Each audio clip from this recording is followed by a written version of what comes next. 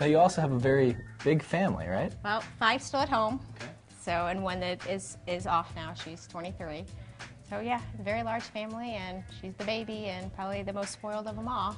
And you manage to keep an active lifestyle and take Katy along and involve her? Manage is a whole different word. It's more like we just don't have a choice. No matter what's going on, she's coming along with us. The kids, the other ones have to have their part of life as well. We have a lot of things that she has to take precedent on, that we have her therapy sessions and her classes and things like that that she definitely has to be scheduled for, or we have to be there. But the other kids have their games, their performances, their whatever they've got going on, and they have to take precedent too as best as possible.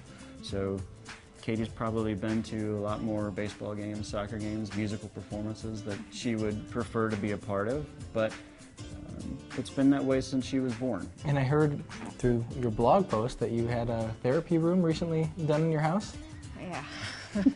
We've spent the last 2.5 years almost trying to get an addition, handicapped accessible addition, put onto our house. We contacted unions, we contacted just stores, we contacted brands, vendors, anybody that we could think of that could help us put on this addition to our house. We finally got it done, I guess officially in January. We have everything signed off on, but it's a huge thing for us just to be able for her to take her wheelchair up the ramp into the house, to be able to fit her wheelchair or her gait trainer through the hallways into her room, and just to do things in the house that she wasn't able to do before, because our house was definitely not accessible. Well, and she can be part of the family unit. Right. We can, it's not like we're all going to one room and she's stuck in this room. Now she can get, wherever we're at. How are the siblings involved with her life? A couple years, they were a very intricate part of her therapies. The therapists could get nowhere unless one of them were there. They're probably her biggest support system. I hear that you both are very involved in Katy's life, both with therapy and at home. I try to be. Yeah? Tell me, what is it like getting involved with her with therapy? I heard sometimes a therapist can't get her to do things that only you two can. Brian, mostly. You can get her to do practically anything. Tell her to say random things. Yeah? And yeah, So you're just teaching her to talk? sorta. Trying. How has Katy changed your life? I guess I don't really know any different with Katy. I don't know how it would be if she could walk or talk. I'd rather have her this way. So that's just what you're used to. How about your friends? How do your friends accept her? My friends think she's pretty much the greatest thing. They always come over and pick her up and carry her around and think she's so much fun. But I always have to explain to them and practically like they're 2 and give them the whole story. But once they get it, they think she's really cool. Well, what do you tell them? Well, usually I start with, well, there's 46 chromosomes in your body, and on our 6th chromosome, there's a chunk missing. Pretty much explain it to them like they're 5. You find that helps everybody really understand? Yeah, more because about her? they don't really get what's wrong with her, and when you explain that nobody else has it, and that she can't walk and she can't do those things because of it, then they get it.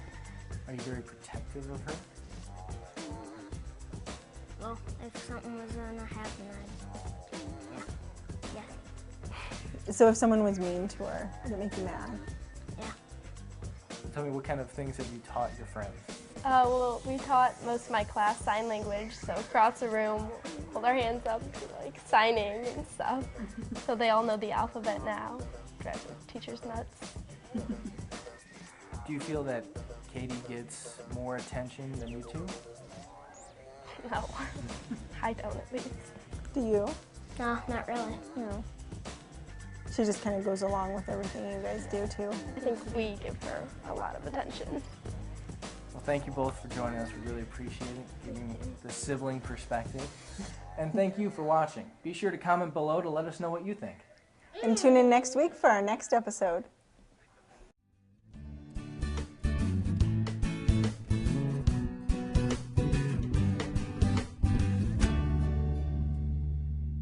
Hello, everybody, and welcome. Oh. Did you get a cue? No.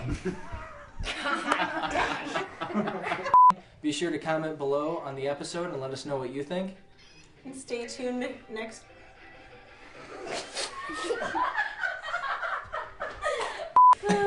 What was I supposed to say? Do you want me to hold a note? Cue card. I told you. It sounded like a question mark at the end. I did. Our next episode? Our next episode? Who put a question mark on the teleprompter? What do I say again? My problem is like the not looking awkward when you're supposed to just sit there and smile. I feel like I'm like, what am I supposed to do now?